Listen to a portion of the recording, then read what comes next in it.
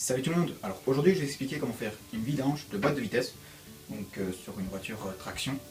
Donc boîte de vitesse, si c'est propulsion, donc c'est l'arrière et c'est la boîte de pont. Alors ce dont vous avez besoin, déjà du liquide pour la boîte de vitesse ou le pont. Donc je vous conseille, mais ça vous pouvez aussi voir en fonction de votre véhicule, de mettre de la 75W90. Ici chez Noroto vous avez même un petit tuyau pour pouvoir mieux verser. Et justement donc je vous conseille d'avoir un entonnoir pour pouvoir mieux verser dedans.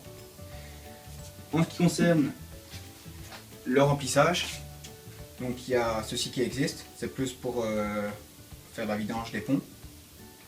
Donc on remplit le liquide ici et ensuite c'est un système de pompe. Mais personnellement ce que je vous conseille, c'est de venir placer le tuyau, ça je vous montrerai après. Placer le tuyau, un simple tuyau comme ça, à la limite dans une jardinerie ou pas. Ça coûte peut-être 50 cents, 100 €, même pas. Au lieu de forcément aller acheter ça dans un magasin d'auto. Et un simple entonnoir. Donc ainsi, voilà, ils correspondent pas, mais soit. Donc pour savoir, fasse ceci. Ensuite, ce qu'il faut aussi avoir pour pouvoir faire la vidange en elle-même, c'est une clé à vidange. Donc ça dépend le type de votre véhicule. Limite c'est le même que pour la vidange d'huile. Donc une clé et un petit joint en cuivre. Et puis c'est tout. Et surtout, pour enlever la voiture, je vous conseille soit un cric comme ça, ou alors le cric de votre voiture. Et donc tout de suite, je vais vous expliquer à l'intérieur comment ça. Pour commencer, on ouvre le capot, donc ça se trouve côté conducteur. Donc vous avez ce petit logo là, avec le capot.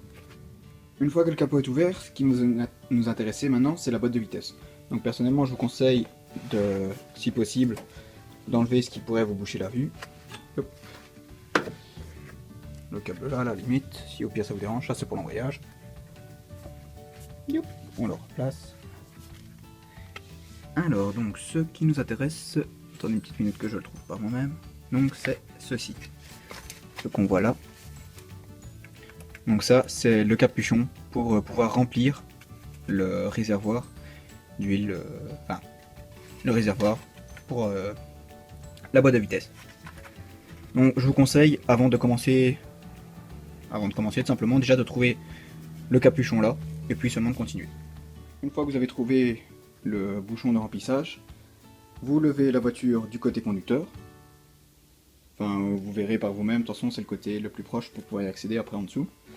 Ce que je vous conseille, parce que je fais pas trop confiance à ce genre de cric, c'est d'utiliser une chandelle. Vous pouvez la passer sur le triangle, enfin vous verrez quand vous regardez en dessous, il y a un triangle. Donc vous pouvez placer une chandelle là, ou tout simplement ici, vous avez un marquage, donc le placer à l'endroit où il y a le marquage. Alors ensuite, il va falloir passer sous l'auto. Donc ce qui nous intéresse c'est ici, donc la boîte de vitesse. Alors comme vous pouvez voir, ce qu'il faut enlever est ici. Donc c'est ceci. Pour pouvoir y accéder, vous devez enlever son cache. Donc vous avez deux boulons, un de chaque côté à enlever. Comme vous pouvez voir, je suis du côté conducteur. Donc on a la chandelle et le cric pas loin. Donc c'est pour ça que je disais de lever côté conducteur, vu qu'on c'est plus à droite qu'à gauche. Enfin quand on regarde la voiture de l'avant. Donc vous ouvrez le bouchon, enfin vous dévissez le bouchon, ensuite vous laissez s'écouler le temps qu'il faut, et quand il n'y en a plus, donc vous le refermez, vous n'oubliez pas de changer le joint, soit de vous laisser l'ancien, enfin je vous le conseille pas, ou alors vous en mettez un nouveau en cuivre. Une fois que vous avez rebouché, donc là on revient sous le capot.